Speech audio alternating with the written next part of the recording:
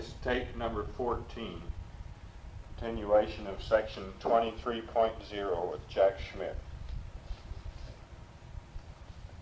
Okay, flight data file, the CSM. Generally, I have nothing but praise for the flight data file, both vehicles. There was very few things that one could have asked for to improve that data file for Apollo 17 at any rate. One comment on the flight plan supplement. We had split pages for a number of the logging, medical and food logging, and that probably was a mistake. I think the idea was fairly good initially, but the pages, we tended to only use that in the book as a whole, and it was a good place to keep them. And also the pages, if you had wanted them split, were too thin to maintain the split, and they tended to fall out of the book. I would recommend either not splitting or having heavier paper if you want them split.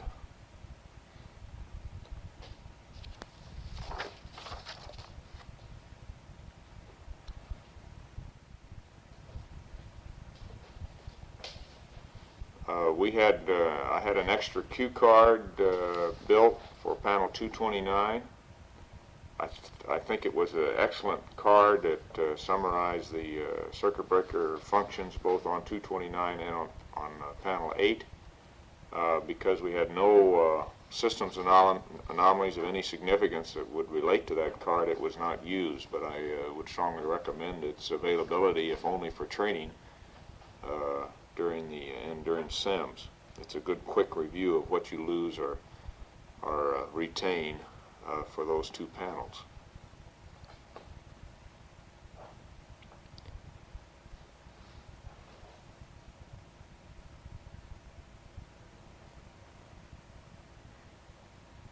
In the flight plan, I added some pen and ink cues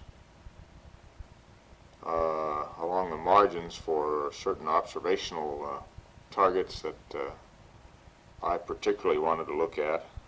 These are independent of any designated experiment, and I entered them as a function of time, and that seemed to work very well for me. I think it had that kind of thing as an individual preference item. And if you have experiment, it ought to be flight planned.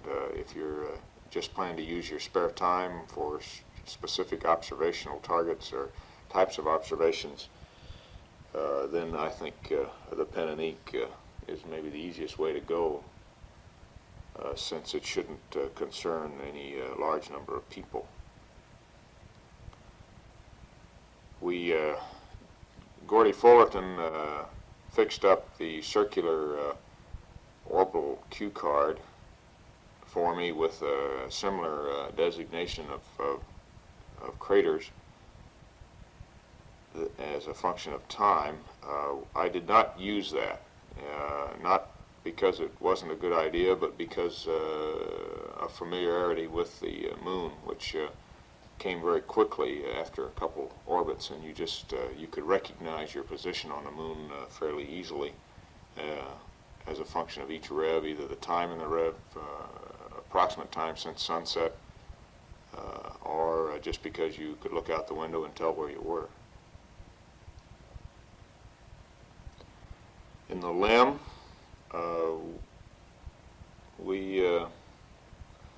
the same comments apply. I think all the flight data file items were excellent.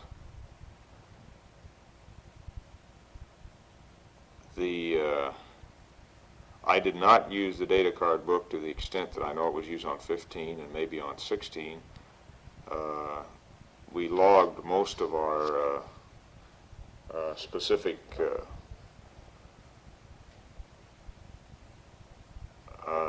items, such as alignment data and comparable kinds of things, in the checklist at the point where they were collected rather than in the data book, and this did not seem to raise any difficulty at any time. The cuff checklist we've talked about, I think, in the surface items. I thought the cuff checklist was excellent. I think we did the things. We had the right kind of photo maps in there that were useful for reference where we were around a given station. I don't think we used them as much as I had anticipated using them, mainly because navigation was no problem, and the points that we had selected pre-flight were excellent points for investigation, and there was no need to try to decide on alternative points to try to study in the vicinity of a given station. The list of items to be accomplished at each station are really they were mind joggers to read at each station. Were not as used as much as I thought they would be initially, but I think that was mainly because we both, at least I, had become so familiar with the items that each station was in itself easy to recall as a result of having created the checklist. So checklist it turned out to be more of a learning item rather than a reference item for use on the surface. I wouldn't have done it any differently, however.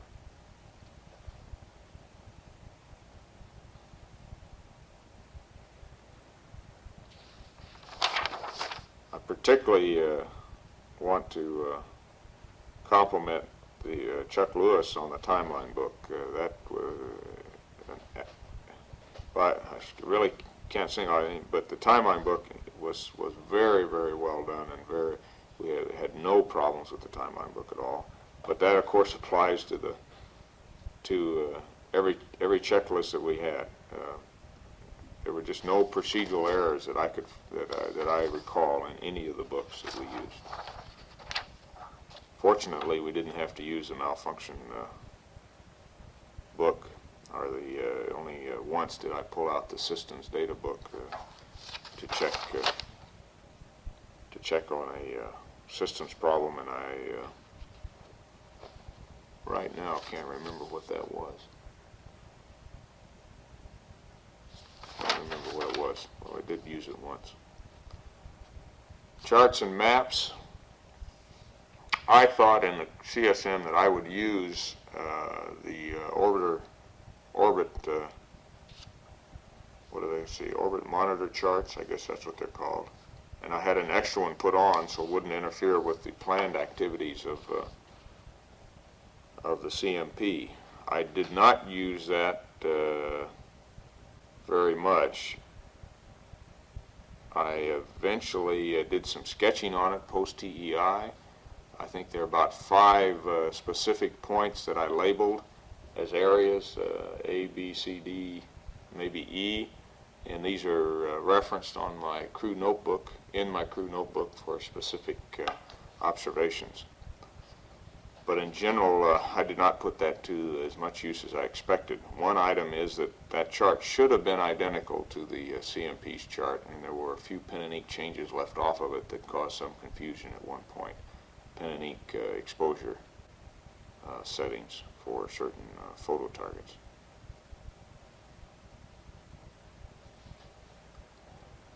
The CSM lunar landmark maps that the LMP had added in the rear of that book, again, were not used. I really thought I would use those, but you became reluctant as you were observing a specific point or area, target, say, such as Gagarin or something like that, to take time out to sketch on the photo. I tended, for the 2 or 3 minutes that observation was possible of a given area, I tended to look and then at the first opportunity to take notes in the notebook rather than trying to sketch on the photograph. And I suspect that this was because I tended to look for generalizations about the target that I was trying to observe rather than checking out specific individual features, and there really did not seem to be any need to make notes about specific points on the pictures, and as a result I did not use them. Again, though, I think having selected them and studied them pre-flight made it worth having them around. The necessity for flying them was probably less than the necessity for having reviewed them and studied them. I think I still, if I had to do it again, I still would want to have that kind of data available in the spacecraft, even though on this particular mission it was not used. I do think, though, that the CMP used his visual target maps considerably, and I did on a couple occasions use some of the ones that he had again, but for the most part that was post-TEI, and I made some notes and sketches on some of those maps. And I think that just a function that there was a lot of time to look at the moon and make a sketch and then look back and fix it up post-TEI, where in orbit the time just did not exist. As Dick Gordon said a couple years ago, and once you start flying, the clock is relentless.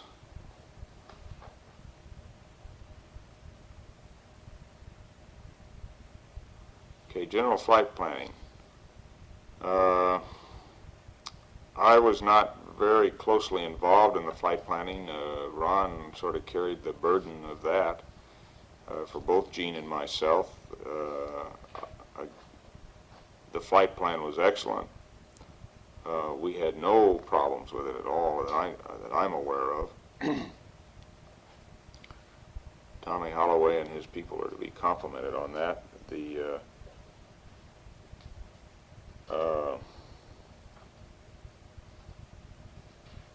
number of different requirements and experiments and general operational items that were required to be integrated one with the other was very, very high, and it was done in an extremely competent and usable way.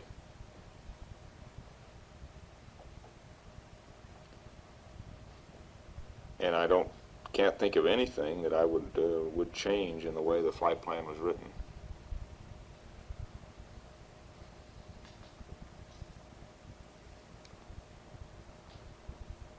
Okay, 23.5 pre-flight support.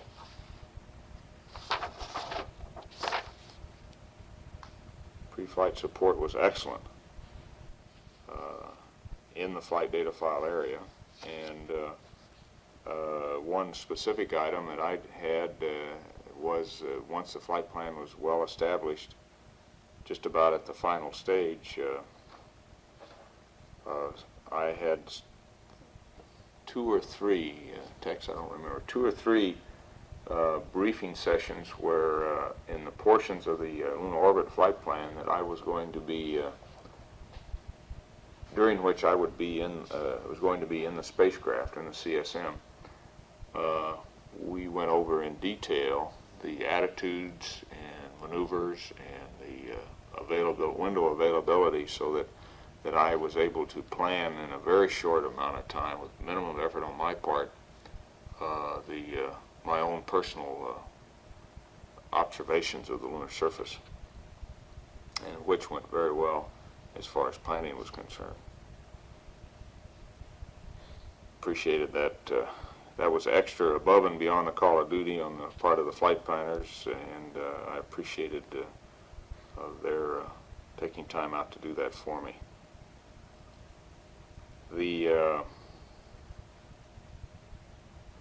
I think it was useful to have I think it was a day-long session where the flight controllers and the crew and the flight planners sat around in one room and went over those portions of the flight plan which were not normally simulated.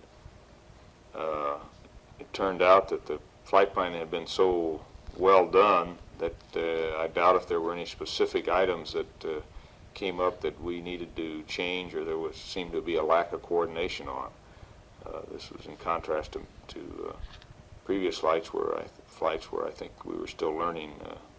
All of us were learning on how to put together flight plans and integrate requirements. Apollo 17 flight plan apparently reached the peak of perfection. I was a little bit disappointed in that briefing in that some of the people who would be eventually intimately involved in the mission were not at the flight plan review. And I think this was because of conflicts with other programs which were the center was carrying out at the time.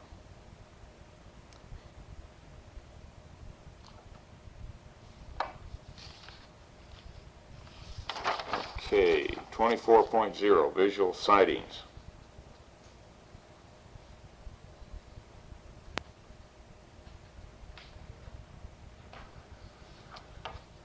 Well, we've covered the countdown and launch, I think, pretty well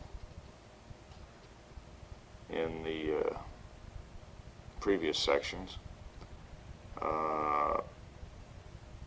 Also powered flight, Earth orbit. I think the transcript would cover the visual sightings that I made with respect to weather and a few geographic observations, and the same would go for the fairly extensive weather observations that I tried to make trans-Earth or trans-lunar. Trans-Earth, we had only a small crescent of an Earth, and it was not feasible to do any extensive weather observations. I don't know whether I've recorded yet that although we had light flashes just about continuously during the whole flight when you were dark adapted, and I may have even had one which I thought was a flash on the lunar surface during the first rev. That one period of time when we had the blindfolds on for the AlphaMet experiment, there just were no visible flashes. Although that night, before I went to sleep, I noticed I was seeing the light flashes again. So it just seemed to be that one interval either side of that interval on either side of it where the light flash phenomena was not visible to myself or to the other two crewmen. Lunar orbit, I think the transcript and my crew notebook would cover all the visual sightings that I can remember at this stage without going over it orbit by orbit and feature by feature with the photography, and I think that has to come later. Entry we've covered in the previous briefings, and I think the same goes for landing and recovery. Why don't you stop at a second text? 25.0, pre-mission planning for the LMP.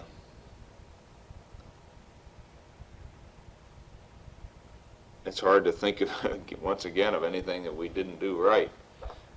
I'm sure that might have been different had we had problems on the flight, but the way the flight went, the total plan, the integration of the mission requirements into that plan, although there were periods of some difficulty pre-flight, particularly in the area of medical requirements,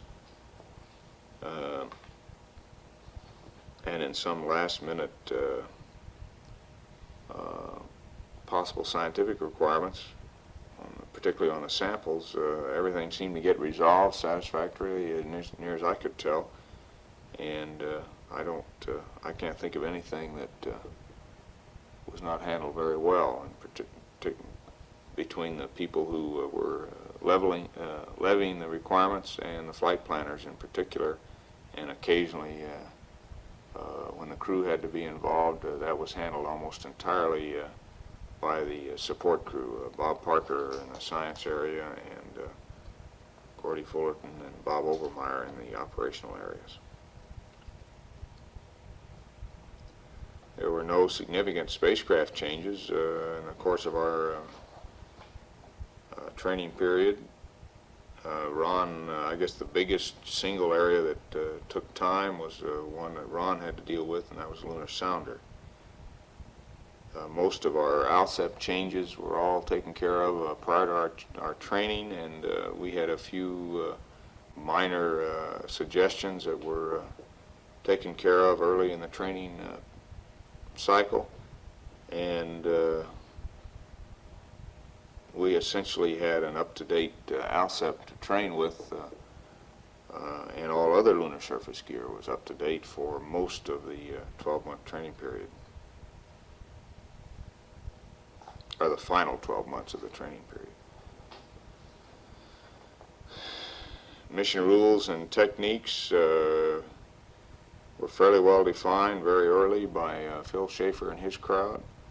In the techniques area and the mission rules, certainly Jerry Griffin and people working on that. No major changes, and the only changes were all, I felt, in the right direction, in that they enhanced the probability of making a landing and a successful mission. They generally were in the area of opening up possibilities for workarounds so that a mission could be completed. We really never had to exercise any of the mission rules in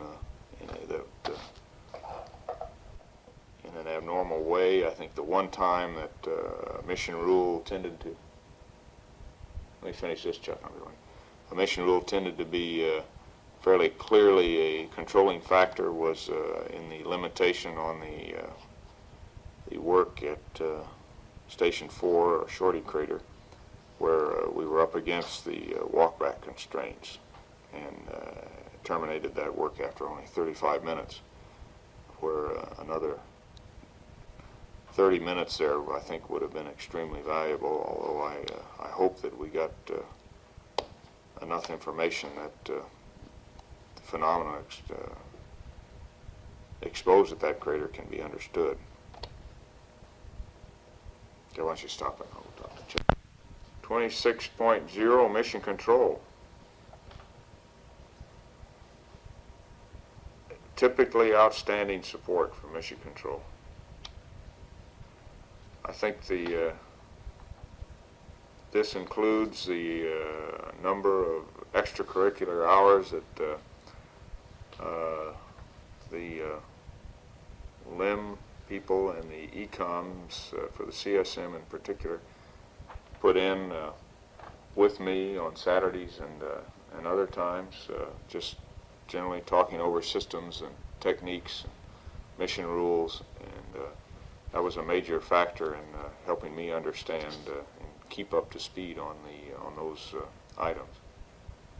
I think the help that they gave me in designing, and fact is they essentially did the design of the emergency cue cards that we did for Apollo 17 for the LIM, was a major contribution. Although fortunately we did not use them, they still made it possible to understand very quickly systems problems and to solve those problems in the simulations, and had we required them, I think it would have gone very well. I particularly want to point out the help that Dick Thorson gave in organizing most of the LIM sessions, and even some of the joint CSM LIM sessions that we had.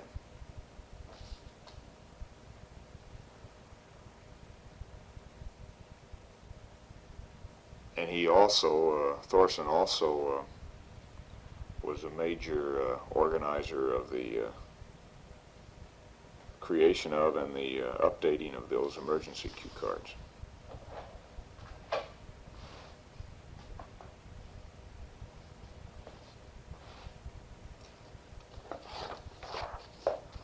Human factors, 27.0. Oh, let's go back. That's one other comment on 26.0.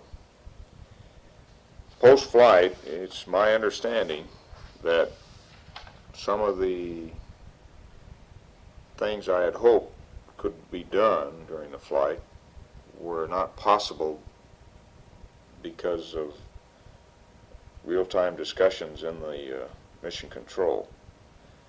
Specifically, one of those things was to have some summary of the thinking of the science backroom given to me while in flight, and that would be the thinking based on the data that we had transmitted to them verbally and in a sense visually through the television camera. I had hoped that I would have the benefit of their thinking, but apparently this was not possible to do.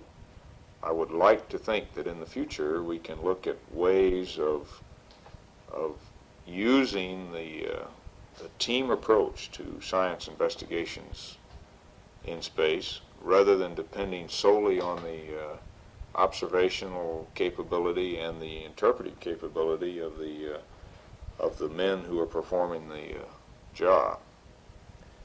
There's no reason that I can see to not use all the brain power that's available for any given task, and part of that brain power is on the ground.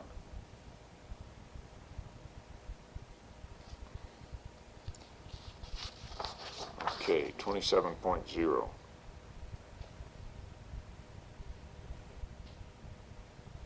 Human factors, pre-flight. The brunt of the discussions and organization from the crew point of view of the pre-flight health stabilization control program was borne by the commander, and the LMP just sort of went along with whatever was decided. I personally did not find any great difficulty in working out and adhering to the requirements of that program. I think medical care, although very limited requirement, was good. A couple of sinus infections I had reacted just like they always had, and we were able over a period of 10 days or 2 weeks to get those cleared up. Time for exercise probably was less than it should have been, although I was able to get a good workout just about every other day, in addition to the workouts we got as a normal course of our EVA training. Eventually, techs started putting on the schedule time in the late afternoon for exercise, and that helped as a reminder and buffer to see that exercise was obtained. It is generally hard, at least in the lunar training program, to get exercise periods in during the day, and quite frequently the exercise was done in the Cape gym at night.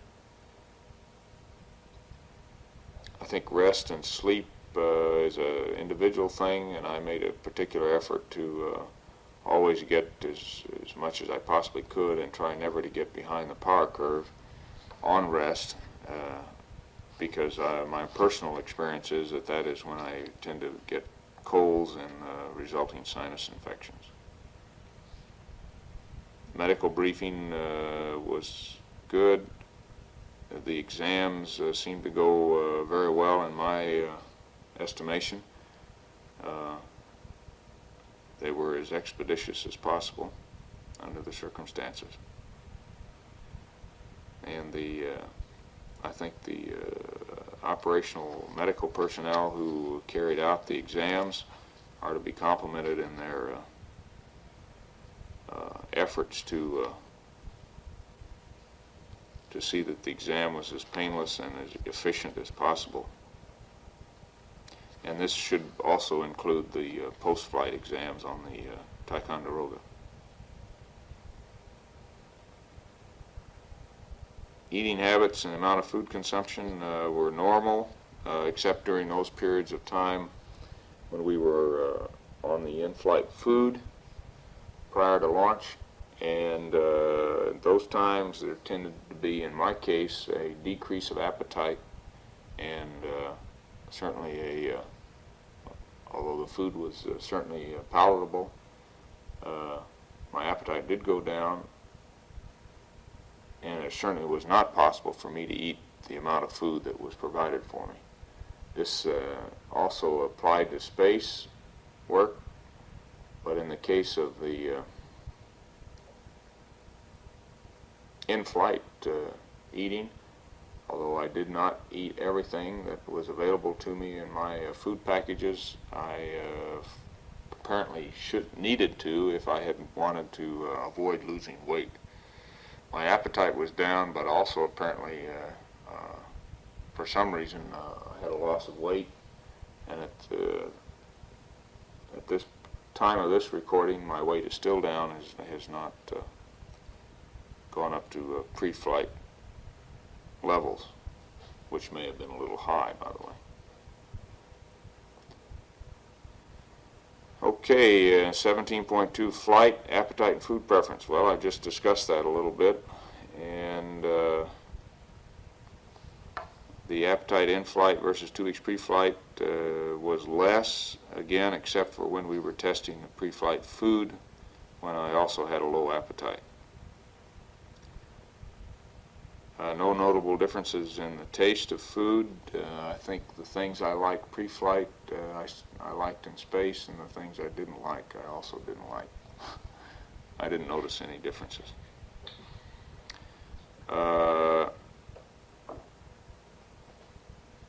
Change in food preferences as flight progressed.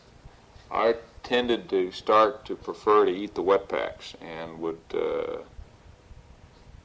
eat those in preference to any of the other solid foods. I would strongly recommend, from my personal point of view at any rate, that the wet packs be used in preference to the rehydratable. Now, I think that probably you get a different opinion from the other crewmen.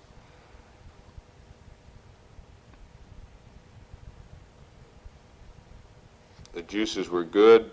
After the first period of one and only period of difficulty with loose bowel movements, I did cut out the potassium indicated foods, and although I can't say whether that had any effect or not, but I did not have any other bowel movements, and certainly no more loose ones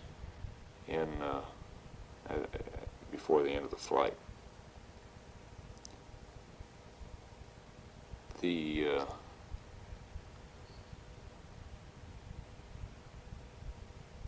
first bowel movement after flight on the Ticonderoga was normal. The second was very loose. The third was normal, and the fourth and fifth very loose.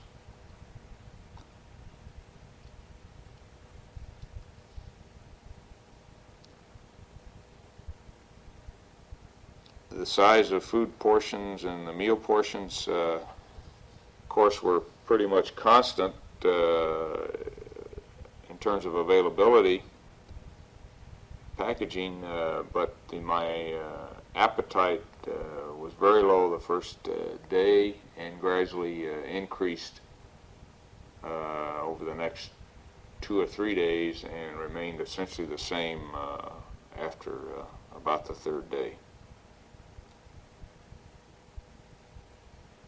I mentioned the most acceptable foods were the wet packs and the juices. The fruit cake I thought was good, although it was possible to eat too much or to get to a point where you didn't want any more.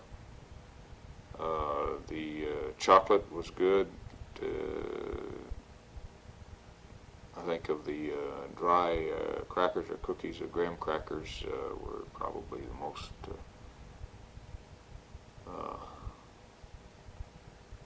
tasty. And peanut butter and jelly sandwiches were quite good. Deviations from the menu and the eat periods are all recorded in the flight transcripts, I'm sure. Okay, food preparation and consumption.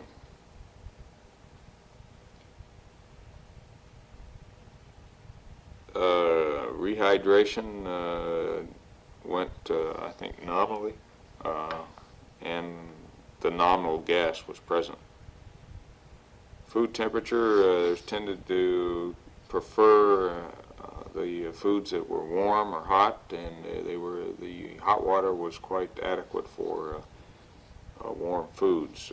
We actually, I think, missed the warm foods considerably in the limb where that hot water was not available. I did not notice an effect of water flavor. Water was reasonably tasty. I mean, it did not. I never noticed a high chlorine taste of any kind. Although the gas content did make it a little bit uncomfortable to eat at times. Spoon bowl packages worked pretty well, although those that were finely divided, I tended to cut off the other end of the package, the water insertion end, and use them as a squeeze package. Spoons worked perfectly adequate. I tended not to use the fruit in the cans because of just the messiness of opening and those, although I think the technique that Ron worked out of opening it in your inner near your mouth is a good one.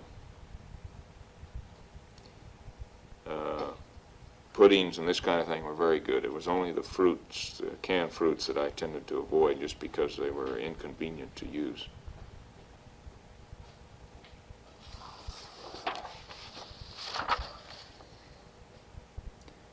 Food bars during the EVAs I think were good to have, although I never ate more than half of one. It wasn't because it was untasty, it's just because of maybe a lack of interest in eating and using that time during the EVAs. I think after the EVA, before and after EVAs in the limb, ate very well. There were some things, though, we did not, we avoided. And I guess in my case, after having corn chowder once and it stimulating a major bowel movement, although not a loose one, I did not eat corn chowder. I did not eat the cocoa because I tended to feel like I got a little more gas from cocoa and an aftertaste. I did not eat the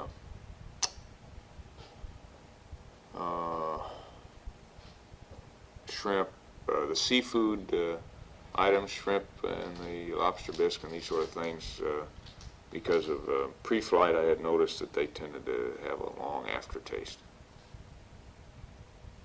But otherwise I think all the other foods were certainly acceptable, although many times I did not eat potato-based foods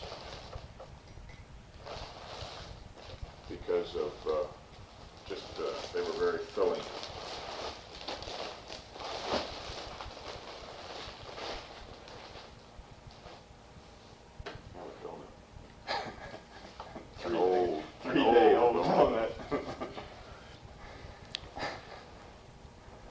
Okay, food waste storage. I don't know how the germicidal tablet worked. The pouch was okay. Would have been nice to have a little dispenser that was easier to use than the pouch. I don't know whether that would be possible to do or not. It seems to me it would, a little tube dispenser of some kind where they came out more easily. You didn't tend to, we generally just cut the corner off a pouch and squeezed them out, but it was a little inconvenient, nothing major. We used the germicidal tablets, I did at any rate, in all the juice bags and the food spoon bowl bags and the wet packs. I did not use them in the tea and coffee.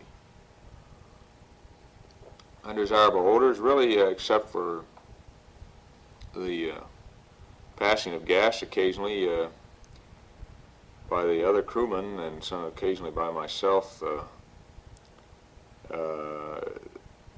Undesirable odors were at a minimum. I did not find that the atmosphere was unpleasant as a general rule.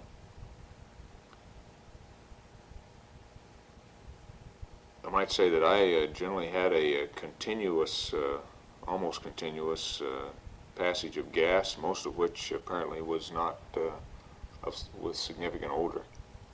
Only occasionally that seemed to be objectionable to the other crewmen. And I think most of that was the water gas. And the reason I think that is that upon eating, upon starting to eat, there would be an increased desire to pass gas. The increased pressure in my stomach apparently was transmitted almost immediately into the bowels. And I would, after eating, would pass gas for a couple hours to 3 hours. And just before eating the next time, the desire would have pretty well dissipated, and then it would start again immediately upon eating, before any digestion was possible, I'm sure. So I suspect water gas was the main culprit in the LMP's gas problems, which were not significant. Quantity of food eaten on the lunar surface, I think, was high, although probably no more than half of that food that was available. It's hard to say exactly, and I think that could be worked out maybe with a detailed look at the menus if that is desirable.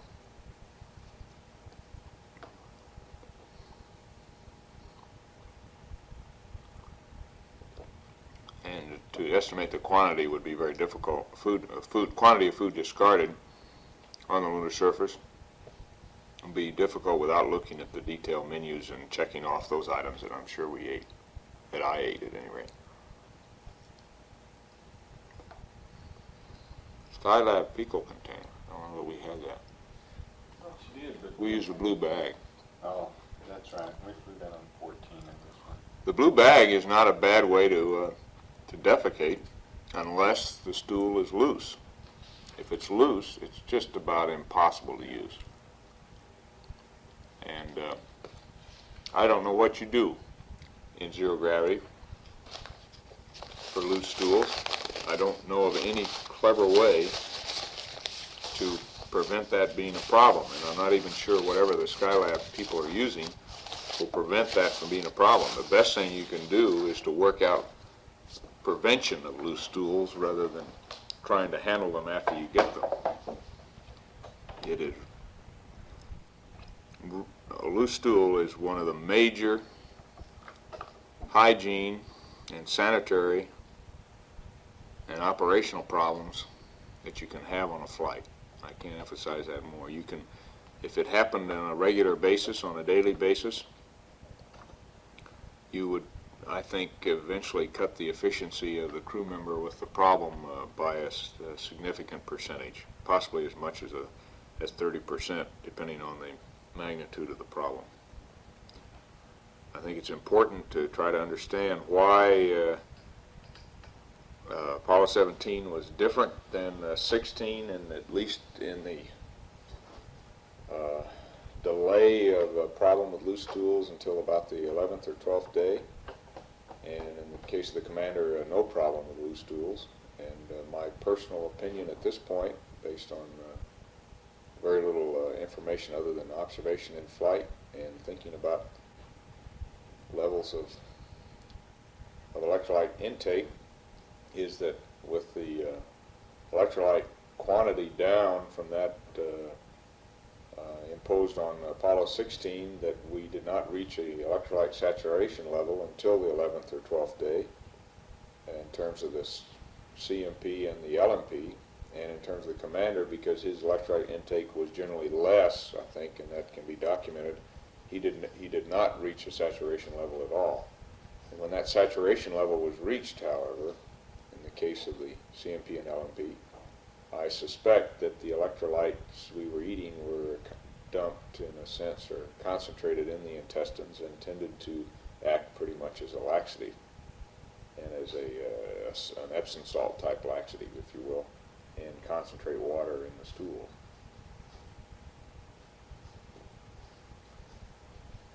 I think it's important for Skylab that, first of all, we probably reduce the electrolyte intake so that saturation is never reached.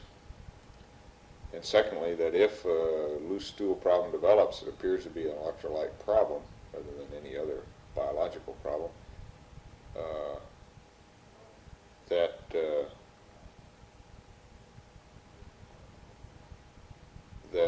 we decrease the intake of electrolytes. This is what I did on my own, and whether or not it worked or not is hard to say because the flight was terminated before any other stools occurred.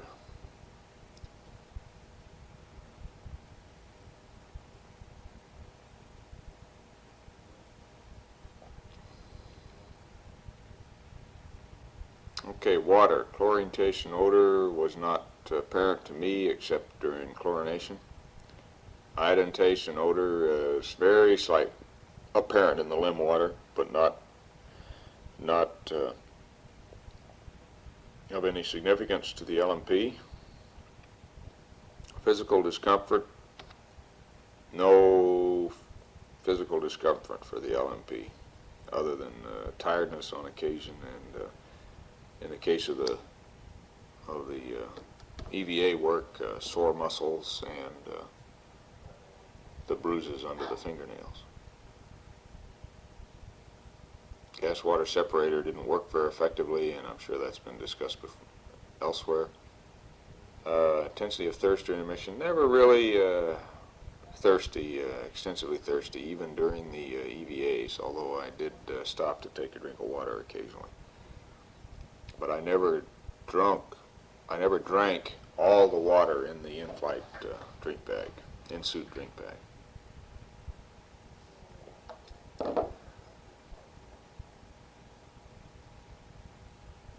Work, rest, and sleep. Okay. Hey, Tex, Yes. Could you try to call the trailer? Where was I? Work, rest, sleep for the LMP. The difficulty in going to sleep was variable, and when Seconal was used, generally no difficulty in going to sleep. When it was not used, I guess there was a tendency to stay awake a little bit longer, but on other occasions, the absence of Seconal did not seem to affect the rate of going to sleep. There was a tendency on several nights to go to sleep and then wake up fairly soon after going to sleep, within an hour. And then the second time took a little bit, maybe sometimes took up to an hour to go back to sleep. But I feel that the medical log reports for the LMP were generally valid, that probably an average of 5.5 to 6 hours of sleep per night was good, and I don't think, except for maybe one night somewhere in there, did I go much below that. But the sleep was rarely, probably never continuous for more than 3 hours without waking up. I feel that 6 hours is adequate sleep for the kind of work we were doing in space. However, the programming of 8 hours is necessary in order to get 6 hours because of the periods of wakefulness during sleep periods, and for just the difficulty in getting the cabin organized and everybody to bed at the programmed time. So maintaining an 8-hour sleep period is, I think, mandatory in order to obtain the 6 hours that is probably all that is required to perform the mission without getting tired or getting behind the power curve, as they say, with respect to sleep. Restraints, I had the feeling that, did you find anybody over there? I had the feeling that I wanted to have my head and limbs restrained in order to get a good sleep, although I did sleep at times without that restraint. If I were rebuilding the sleep restraints for my personal use, I would make them smaller with somewhat more feeling of restraint. They're a little bit large, I would say, for for use.